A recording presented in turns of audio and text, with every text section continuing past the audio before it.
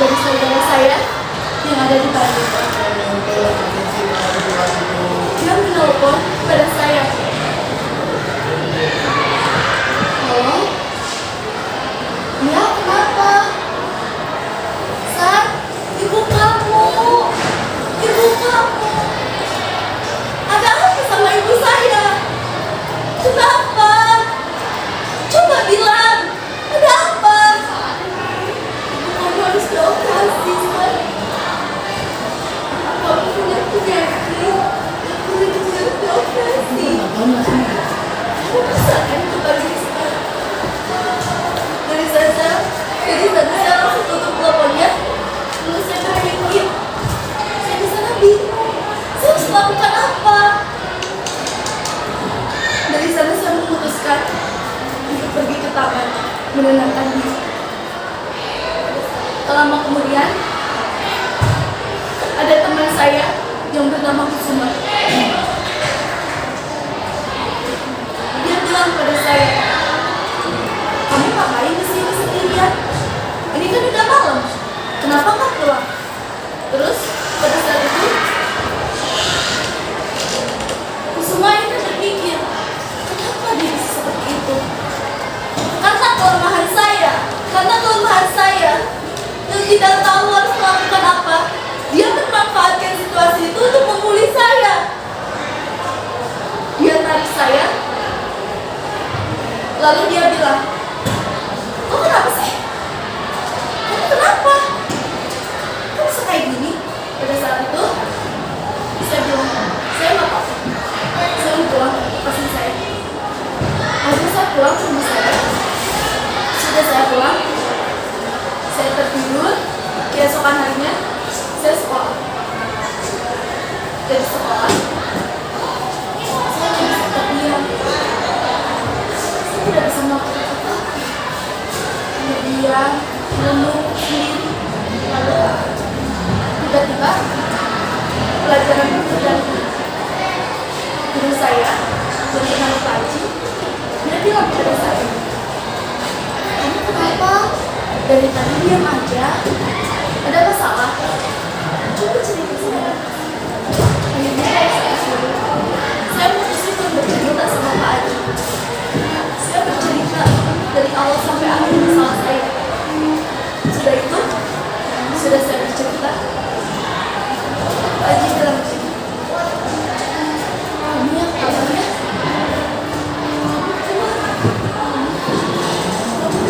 Sama kamu bisa lewatinya. Tapi Pak, saya udah capek. Saya gak mau. Saya bingung ngelakuin apa-apa. Saya gak bisa apa-apa. Melihat orang tua saya sakit, saya cuma bisa diam. Lalu pada saat itu, Haji bilang seperti itu. Ya udah, dokter saranin untuk obatin aja. Pada saat itu, saya mutusin untuk ambil sarannya Pak Haji.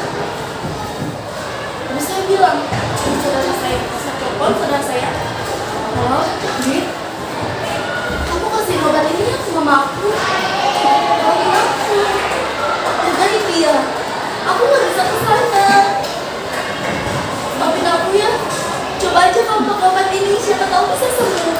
Aku yakin kok. Andi bilang seperti itu. Oke, San, tenang aja.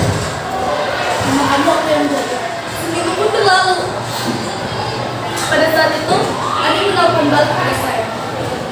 Halo, San. Ya, sama orang tua kamu sembuh. Orang tua kamu gak jadi dioperasi. Terus saya bisa bilang, gak bisa. Kok bisa ya? Dari sana, Andi bilang, udah, kamu tenang aja. Orang tua kamu udah sembuh, sekarang kamu fokus untuk belajar. Pada saat saya di sekolah, teman saya yang bernama Kusuma itu datang menghampiri saya. Lalu, pada saat itu, dia tiba-tiba mendorong saya. Saya kaget di sana. Ada apa dengan dia?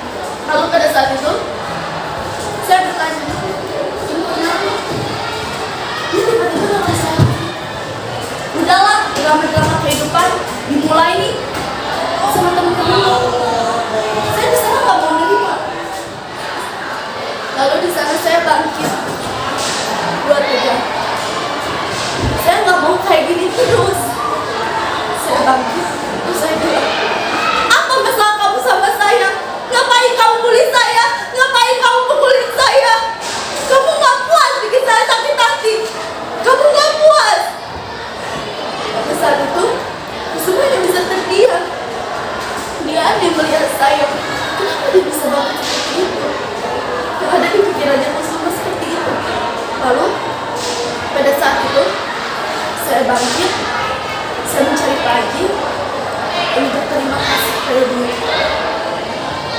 Bapak, makasih. Ini Bapak, orang tua aku jadi sembuh. Karena Bapak, orang tua aku jadi dilatasi, Pak. Makasih ya.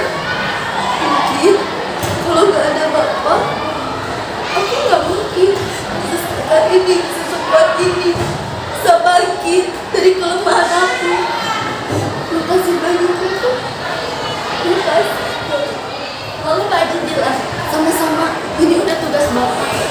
Mulai sekarang, kamu bangkit, kamu kejar prestasi kamu. Kamu jangan mau diinjak sama orang lain. Kamu nggak boleh lemah. Tetap kejar prestasi kamu. Beri contoh pada siswa-siswa lain bahwa kamu bisa, bahwa kamu yakin kamu bisa. Pada saat saya mendengar itu, saya memutuskan untuk terus belajar dan terus meningkatkan prestasi saya. Dan di sana, Kusuma pun terheran. Kok bisa jadi gini ya? Kok bisa jadi gini ya? Dia bertanya-tanya gitu. Terus saya bilang, orang yang selama ini kamu injak belum tentu akan terus seperti ini. Dunia ini berputar. Dunia ini berputar. Dimana saat orang jatuh dan dimana saat orang bangun. Dari sana dia hanya bisa terdiam. Dan dia meminta maaf pada saya. Maafin aku ya saya. Dulu aku udah kayak gini sama kamu. Dulu aku berani ngedulin kamu. Dulu aku berani ngedulin kamu. Dulu aku berani nyakitin kamu. Terus saya bilang, gak apa-apa, saya udah maafin kamu. Cuman kalau masih diinget-inget sakit sih. Tapi gak apa-apa, saya maaf. Lain kali kamu tidak boleh mengambil kesempatan dalam kesempitan untuk membuli seseorang.